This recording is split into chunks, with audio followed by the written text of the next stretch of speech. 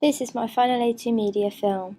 For my pre-production tests, I researched the genre of my film and analysed current psychological horror thriller films to gain an idea of the typical conventions which were included. From this, I was able to develop forms and conventions of real horror films into my own film and ancillary text to make them as authentic and successful as possible.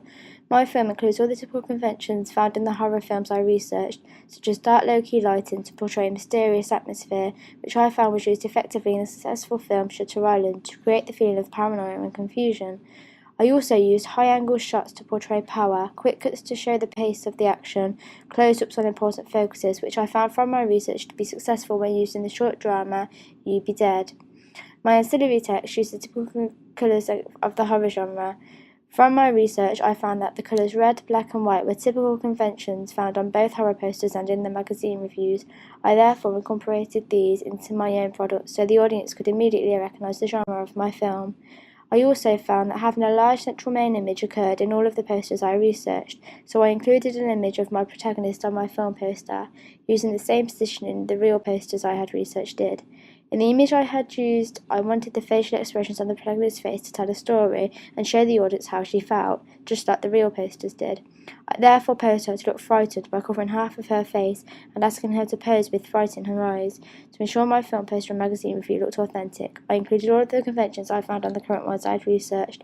This included using a masthead, age certificate and a strapline on my film poster, and a masthead, strapline, May page numbers and website on my magazine review. I ensured that my film and ancillary text all tied in well together. I did this by firstly ensuring each product used the typical conventions of the horror genre.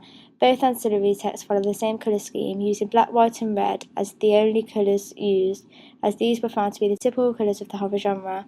Including these colours on my poster and magazine review meant that both pieces were tied together well, and the genre of my film could be immediately recognised. The use of the dark colours on my film poster and film review tie in with the use of the dark, dull, low-key lighting used within the film. Another way I ensured my main product and ancillary text tied in together was by using the protagonist in my film for the main image on my poster. I did this as I found it was successfully used in all of the film posters I analysed, for example, the Inception poster. I also used the same image on my magazine view to ensure it tied in with my poster and film. This way, the audience would recognise what film the review was from by looking at the main image.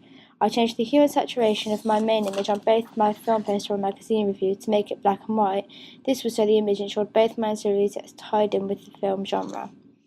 After presenting my final products to my classmates, who are all within my target audience, I was given some helpful feedback to improve both my film and ancillary text. My audience said that the cuts used in my film meant that the film didn't flare and cause confusions. To overcome this problem, I added an effect called cross-dissolve to give the effect of real time between scenes. This made my film flow more and allowed my audience to easily identify which scene had finished and when there was a new scene. From seeing my magazine review, the majority of my audience felt that it was too spacious and more needed to be added. They suggested it to be a good idea to include an interview, question time section, as this would fill up space and is found in many film reviews. I took their advice on board and included an interview with the main actress in my film. After seeing the improvements I had made, my audience said that the magazine looked a lot more realistic and that they are now more attracted to it as the interview has filled the space and made the review more eye-catching and appealing. Looking at my film poster, my audience said that there was again too much empty space on it. They gave me the idea to add some star ratings to the poster to fill in the space. I added a star rating to my poster, which made it look more professional and appealing for the audience, as well as just filling up the space.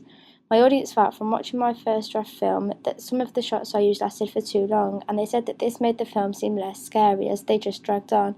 I instead cut these shots to no more than 2 to 3 seconds so that the action was quick to create suspense, which would add fear in my film. For the researching stage of my coursework, I had access to the internet where I was able to look up information on current media, films, posters and magazine reviews, which would enable me to incorporate real conventions into my own product to make it as authentic and successful as possible.